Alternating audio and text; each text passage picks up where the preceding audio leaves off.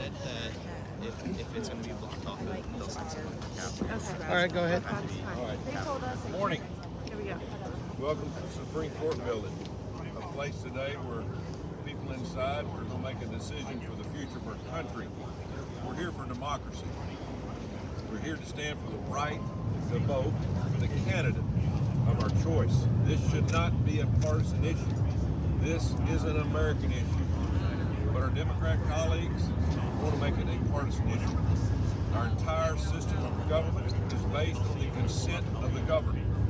Our country is based on the idea, on the people with their ideas.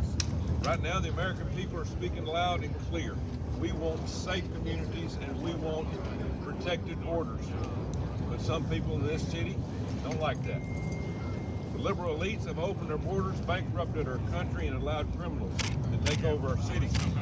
They know the American people are against them because they are against the American people. Now Democrats in the state capitals across the country are trying to kick President Trump off the ballot. They're using legal theory that has never been used before. It goes way beyond the Constitution. It twists the words of our Constitution into something that has never been.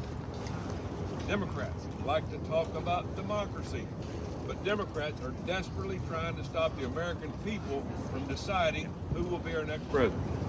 They couldn't care less about our Constitution. They couldn't care less about the will of the people. They couldn't care less about our courts. But today it falls on our courts. This building behind us, this court must uphold the original public meaning of our Constitution.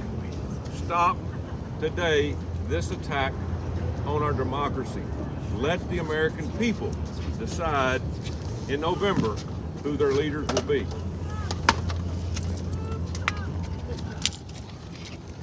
Coach Tuberville, once again, you and I standing shoulder to shoulder fighting for constitutional rights. I can't tell you how grateful I am to stand with you, and whether it's fight for the sanctity of life or fight to protect our Second Amendment, I'm proud to stand with you. And that's why we're here today. We want to fight for the right of we the people to elect our next president, not a bunch of judges.